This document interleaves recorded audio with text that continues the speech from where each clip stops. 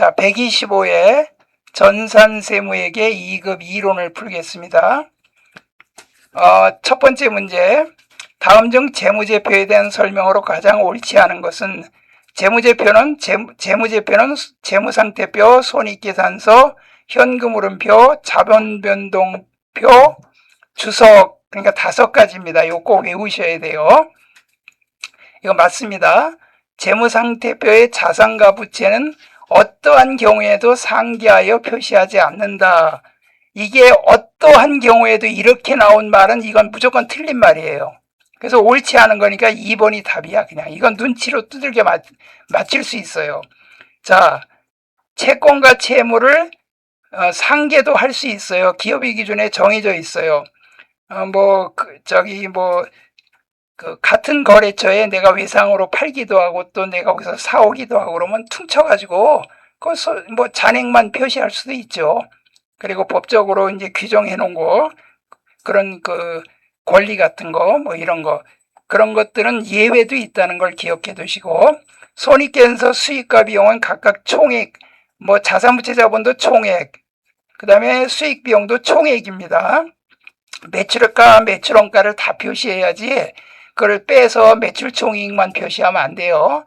재무상태표의 자산은 1년 기준으로 유동자산과 부채, 그 다음에 비유동자산과 부채를 분류한다. 맞습니다.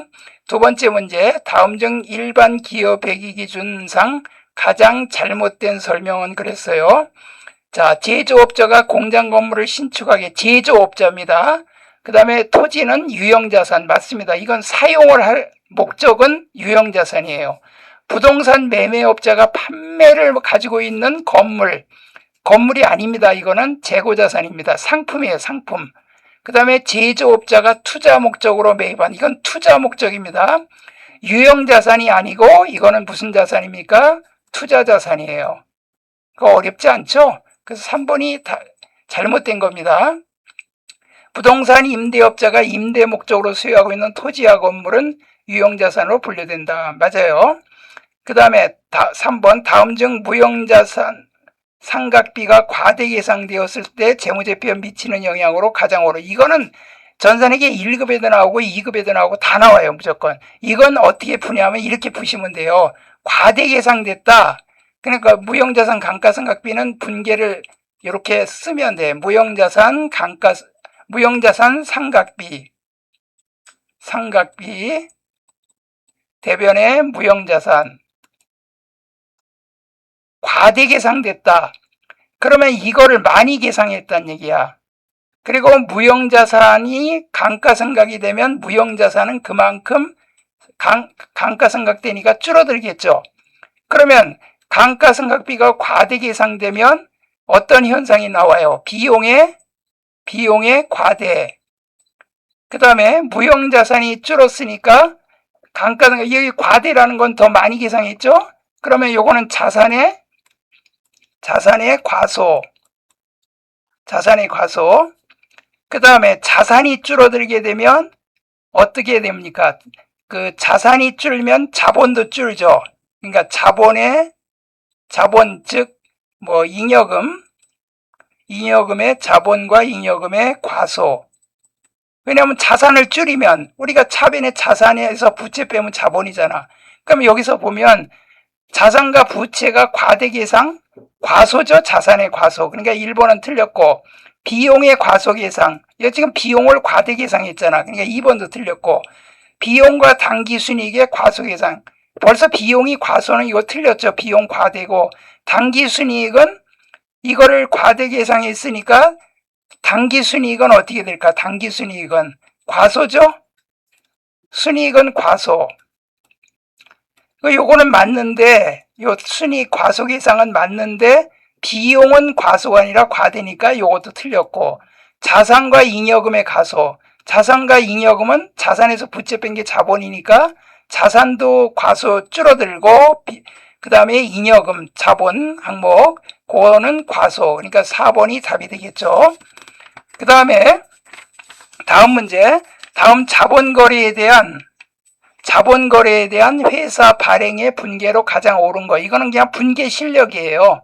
자, 주식 배당을 결의하면서 미교부 상태인 거, 주식 배당을 미교부했다. 그러면 미지급 배당금이 아니라 이거는 뭐예요? 미교부 주식 배당금. 이건 미교부 주식 배당금. 미교부 주식 배당금. 그리고 요거는 자본금이 아니라 2월 이익 잉여금이에요. 이거 그때 설명드렸죠? 2월 이익 잉여금. 만약에 현찰 배당이면 차변의 2월 잉여금, 대변의 미지급 배당금이죠. 그 다음에 보통예금을 지급하고 자기 주식을 취득했다. 그럼 보통예금 나가고 요거는 자기 주식이 되겠죠. 자기 주식. 자기 회사의 주식을 가지고 있는 거예요. 취득한 자기 주식을 장부가액보다 낮은 가액으로 처분하면서 보통예금으로 받았어. 그럼 보통예금이고 대변에는 자기 주식이 나가죠. 그리고 자기 주식 처분 손실이 어디로 와야 돼? 차변에 와야죠. 자기 주식 처분 손실. 자기 주식 처분 손실. 자기 주식 처분 손실. 그럼 이거 지금 세 개가 다 틀렸어요. 주식을 액면가액보다 높게 발행하면서 보통예금으로 입금받은 경우, 보통예금, 대변의 자본금, 주식발행 초과금 4번이 맞죠. 그 다음에 5번. 다음 내용에 따른 비유동부채 항목의 합계에는, 비유동부채는 사채, 그 다음에 임대보증금, 장기차입금, 이거는 이제 회계 2급 실력이죠. 이거는. 그리고 요거 세 개 다 더해봐. 600에다 요거 더하니까 900. 3번이 답이죠. 응? 3번이 답이 아니고 600에다 800이지? 800. 계산을 잘못했어요. 400에다 200 더하고 200 더하니까 800이에요. 2번이 답입니다.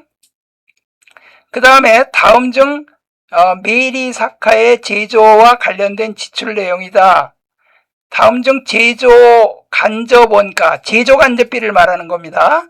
그러니까 직접 재료비, 직접 농업비, 제조 간접비 이렇게 분리되는데 판매부서 광고비는 판관비니까 해당 안 되고 생산직 근로자 급여 요거는 이제 임금이에요. 임금. 요거는 직접 농업이에요. 이것도 아니야. 그러면 요 두 개만 더하면 돼. 그럼 100만 원. 2번이 답이죠.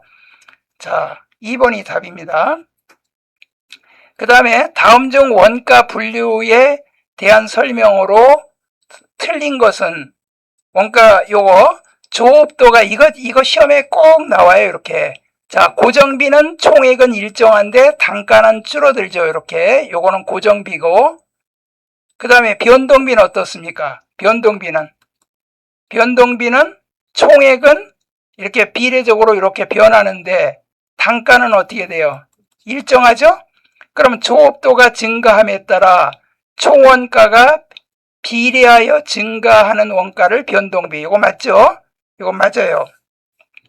그 다음에 조업도 변동과 관계없이 총원가가 일정한 원가를 고정비. 이거 조업도는 생산량이나 작업시간이에요. 특히 생산량 같은 거, 생산량에 증가되더라도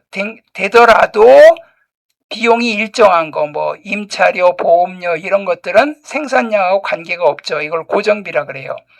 관련 범위 내에서 조업도가 증가하면 단위당 고정비는 일정하다. 여기 그림 그려드렸죠. 단위당 고정비는 어때요? 점점 줄어들죠?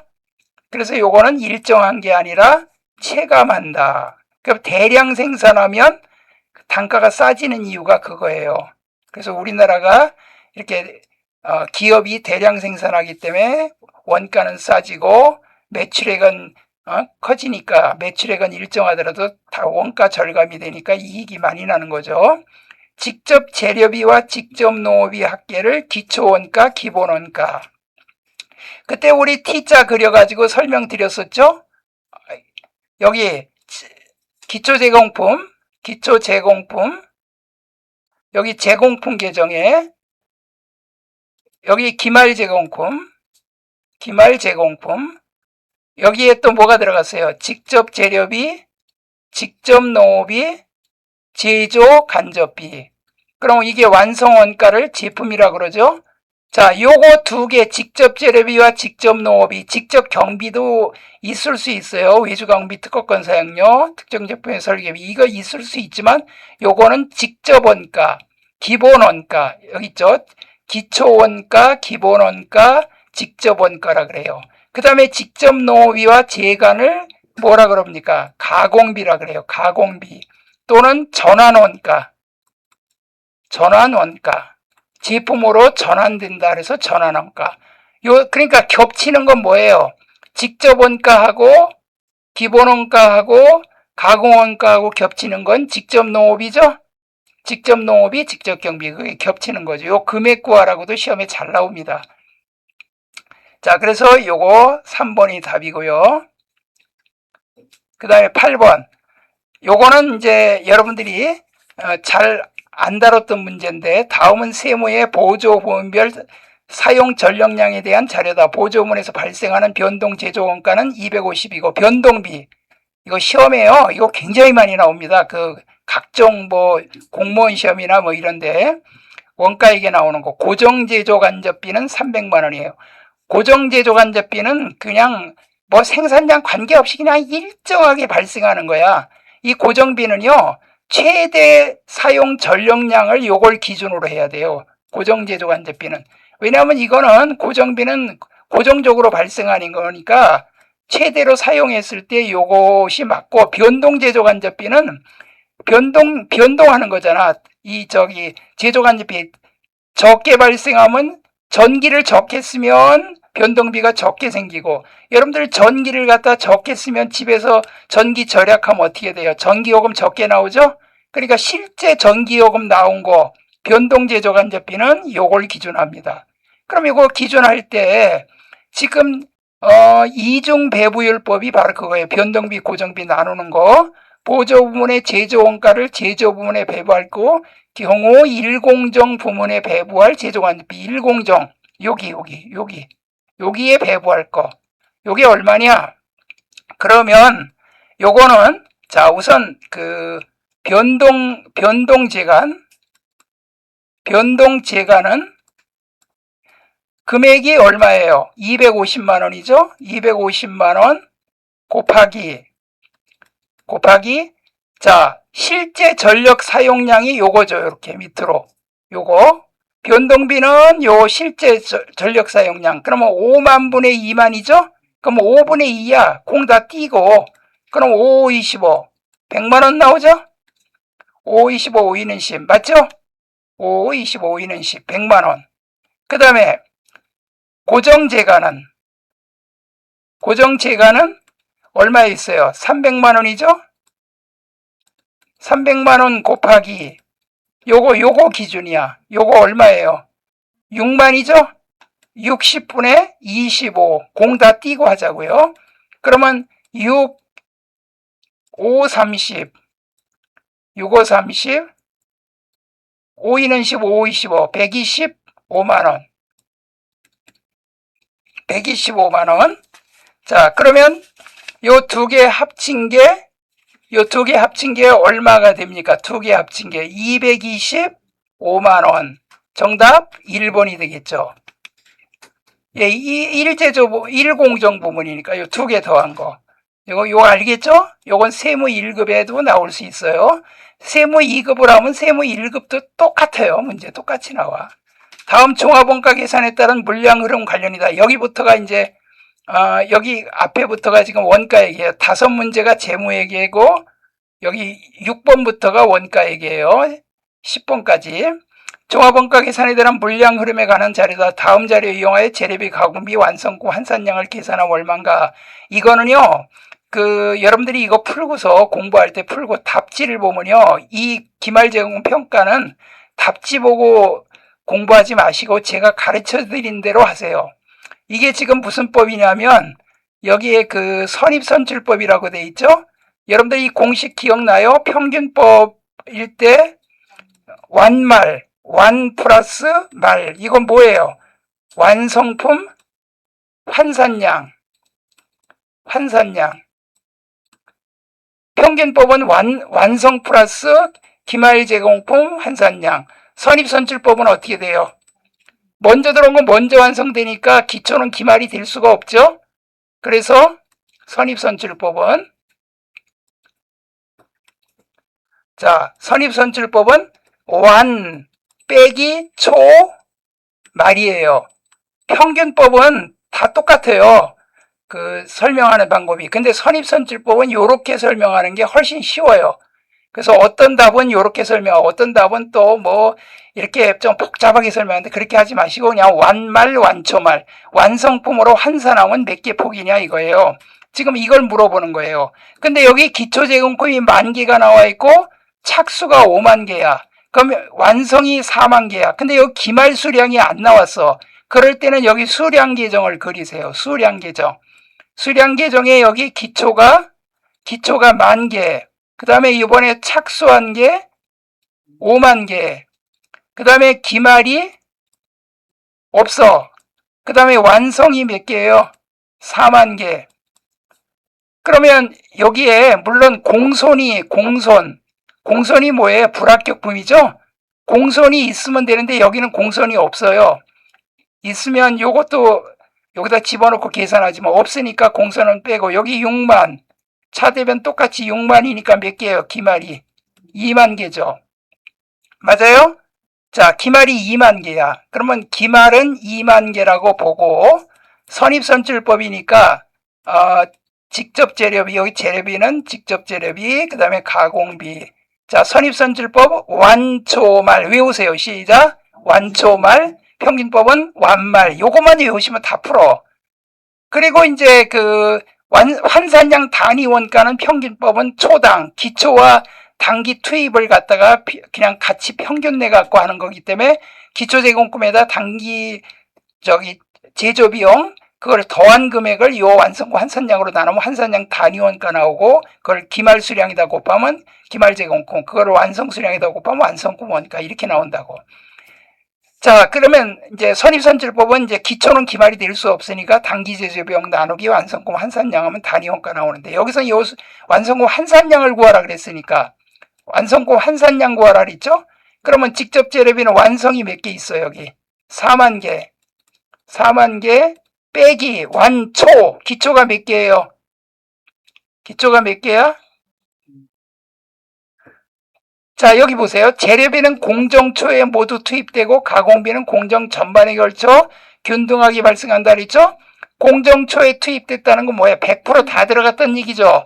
우리 밥할 때 쌀 다 100% 다 들어가죠? 그러면 100%다 들어갔으니까 이거 환산하면 안 돼. 재료비는 그냥 수량으로 해야 돼. 100%니까 10,000개. 그 다음에 기말은 몇 개야? 20,000개. 기말 20,000개 여기 아까 구했잖아, 여기서. 그러면 요거 얼마 나와요? 50,000개 나오죠?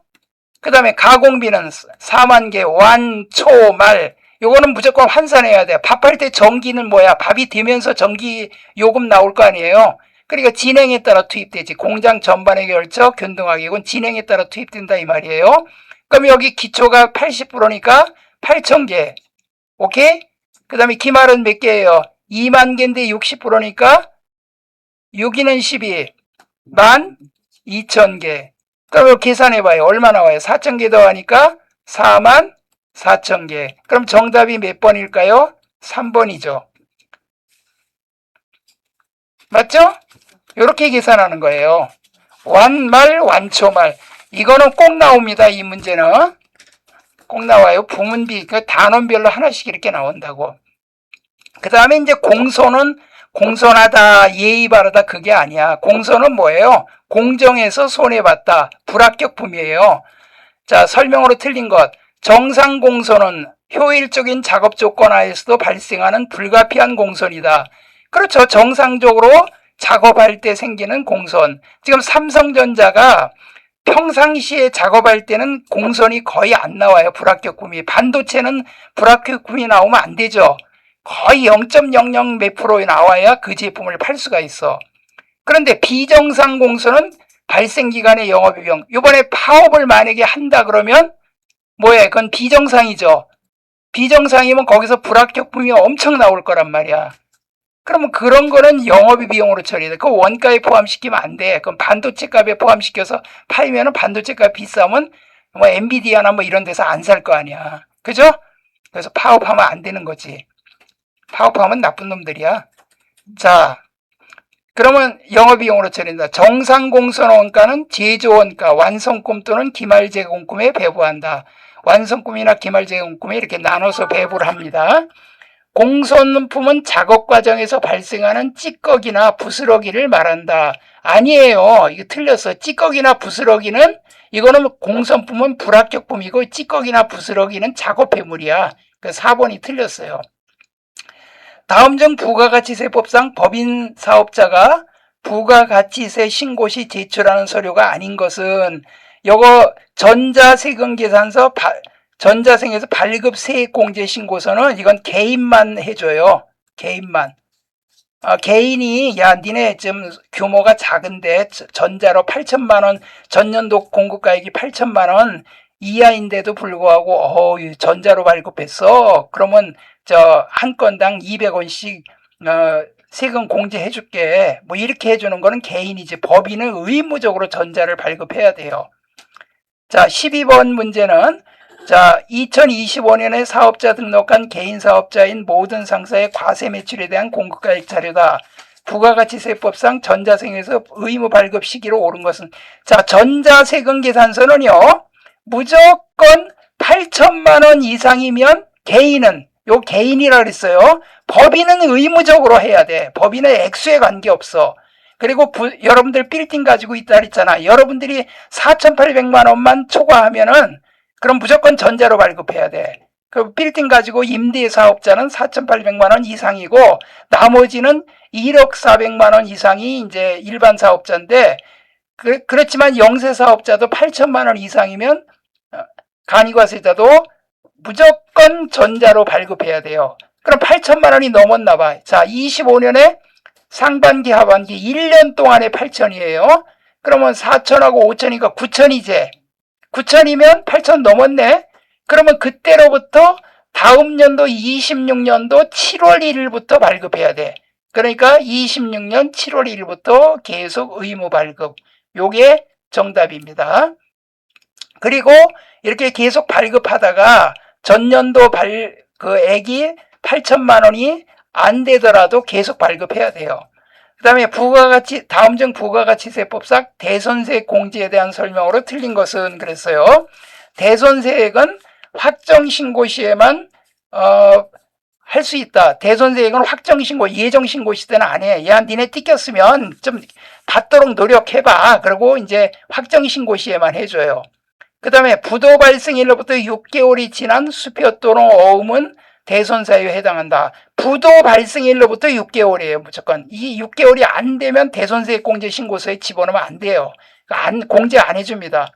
채무자의 파산, 강제집행, 사망, 실종 등으로 회수할 수 없는 채권은 대손사유다. 이거는 대손세액 공제 해줍니다. 그 다음에 소멸시 완성이라든가 그 다음에 대손이 확정된 날이 속하는 과세기간은 매출액에서 대손금액 전액을 매출액에서 공제하는 게 아니라 매출세액에서 공제하는 거예요. 매출세액에서. 우리 그 부가세 신고서에 보면 그 세금란에다 마이너스 얼마 이렇게 입력했었죠? 그 4번이 정답이에요. 그 다음에 다음 중 고소득세법상 출산 및 육아와 관련된 규정에 대한 설명으로 틀린 것은 고용보호법에 따라 육아휴직급여, 육아가 근로시간 단축급여, 출산 전휴가 급여는 비과세 근로에 해당한다. 하여튼 애 많이 낳으라고 혜택 주는 거는 다 비과세예요. 근로자 또는 그 배우자의 해당 과세기간 개시를 기준으로 6세 이하인 자녀의 보육과 관련하여 사용자로부터 지급받는 급여로서 한 명당 20만 원. 이게 세법이 금년에 바뀐 거예요. 한 명당 20만 원. 그러니까 애들이 많으면 공제를 많이 받아요. 그리고 남편하고 부인이 다 직장 생활한다. 그럼 다 공제 받아요. 자, 그 다음에 근로소득이 있는 거주자가 기본공제 대상인 직계 비속을 위하여 교육비를 지출하는 경우 비속은 자녀들입니다. 자녀나 손자녀.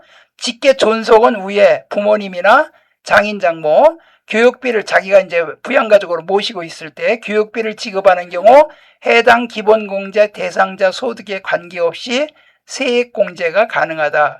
교육비를 기본공제 대상자 소득에 관계없이 맞아요. 이번에 세법 개정됐죠. 교육비는 전에는 작년까지는 소득이 100만 원 초과되면 소득금액이 100만 원 초과되면 공제를 못 받았어요. 교육비를. 근데 올해부터는 그렇게 된 거예요. 교육 많이 시키라는 거죠. 종합소득이 있는 거주자가 출산한 공제 대상 자녀가 둘째인 경우는 30만 원이 아니라 둘째인 경우는 50만 원이에요. 50만. 첫째는 30만 원. 둘째는 50만 원. 50만 원. 셋째는 셋째는 혜택 많네. 70만 원. 그러니까 애를 3명 낳으면 총 얼마예요? 하기야 뭐 한꺼번에 다 낳는 건 아니니까. 둘째, 셋째 애를 1명 더 낳으면 70만 원. 이거를 공제해 준다. 애들 그 자녀 공제해 주는 거예요, 이거는. 자, 그다음에 세액공제, 다음 중 소득세법상 근로소득자의 소득공제 대상이 아닌 것은, 자, 소득공제와 세액공제가 달라요. 소득공제는요, 총 급여액에서 직접 빼는 거야. 그러면 과표 기준이 낮아요. 총 6%부터 45%까지인데, 과세 우리 책에 있어요. 구간별로 다 다르거든. 세율 적용이. 그럼 총 급여 소득이 총액입니다. 총액에서 이걸 빼주는 거야. 그럼 신용카드도 빼주는 거 맞고, 신용카드도 총 급여의 25% 초과되는 금액은 공제를 해줍니다. 세액공제. 한도가 있어요. 뭐 300만 원, 350만 원. 애들이 많으면 또 300만 원, 350만 원. 애들 숫자에 따라 그것도 또 달라요. 그 다음에 소득이 크면 약간 적게 공제해주고, 국민연금보험료, 그 다음에 건강보험료, 이런 거는 다 소득에서 다 빼줍니다. 그 다음에 주택마련, 저축, 납입액, 이것도 소득공제예요. 근데 연금저축은 세액공제입니다. 세액공제. 세금 계산하고 난 다음에 세금에서 빼주는 거야.